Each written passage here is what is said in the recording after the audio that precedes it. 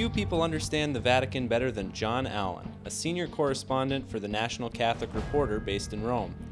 When Pope Benedict announced his resignation, John started doing his homework on the cardinals who will most likely be considered for the job.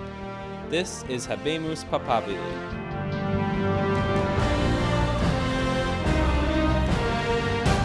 Cardinal Timothy Dolan, someone that you know very well. 63 years old, an American, Archbishop of the Big Apple, New York.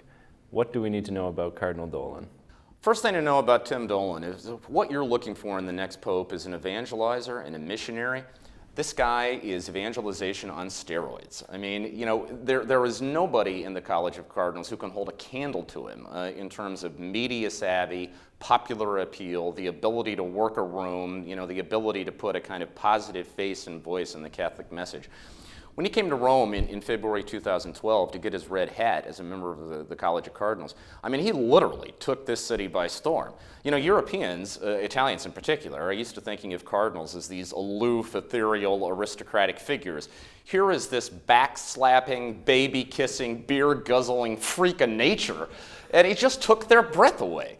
Now, the thing about Dolan is that charm is instinctive. I mean, it's who he is. But he's also, I think, quite conscious about, how effective it is as an evangelical instrument. Because he is also, in terms of the substance of his positions, I think most people would see him as fairly conservative. He would be a man of unquestioned orthodoxy who would stand foursquare behind church positions that are sometimes a tough sell. On things like gay marriage and contraception and abortion.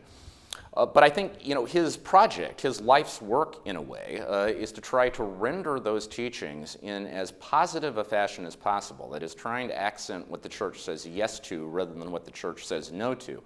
If the cardinals are looking for somebody who is going to continue the intellectual and doctrinal inheritance of John Paul II and Benedict XVI, but be able to sell that package in a very competitive lifestyle marketplace in the early 21st century, Tim Dolan might well be their guy.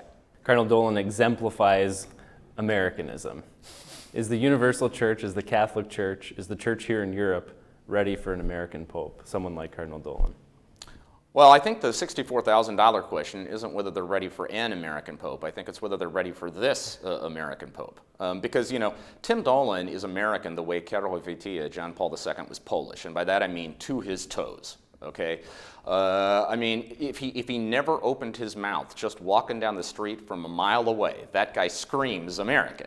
He's this big, brash, loud, bold, swashbuckling personality. Remember when he was here in February 2012 for the consistory, I was standing in the Vatican press office, and a number of my colleagues from other parts of the world were standing around talking about Dolan. And one of them, a veteran French Vatican writer, said, "In my heart of hearts, I cannot believe the other cardinals would actually vote for a cowboy pope." And then he added, "But can you imagine how much fun it would be if they did?" I think that's the question. I think, a lot of cardinals will look at Dolan and say that he is an extraordinarily impressive, almost scintillating public figure in behalf of the church. Might be just a little bit too much of a shock to the system as pope. What do you think the relationship is like between Cardinal Dolan and the other cardinals? Because he is this personality and it stands out. It's clearly, it's something different than we see usually in the college. So how does that relationship work? Well, Cardinal Dolan, of course, is the former rector of the North American College here in Rome. He's been a seminary formator all of his life.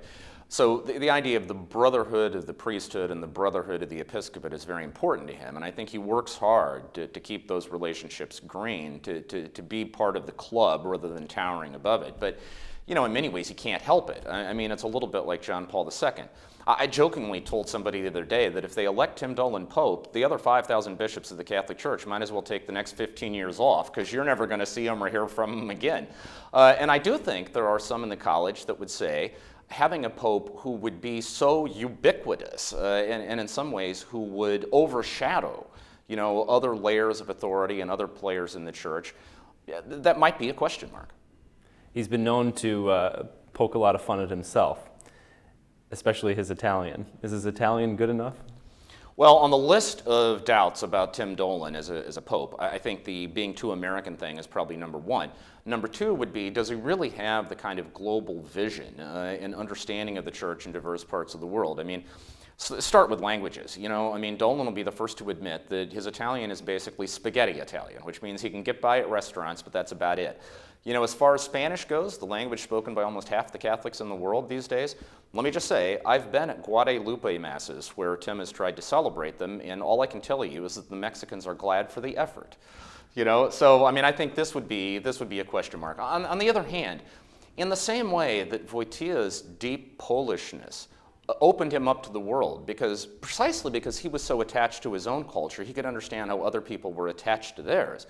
I mean, you could make a similar argument for Dolan. I mean, okay, maybe he doesn't come into the job with the languages you would want or the life experience you would want, but this is a guy who's profoundly in love with his church and his country, and I think therefore could connect with the same sentiments that people in other parts of the world feel for themselves. It would certainly light the world on fire. Thanks, John. You're welcome.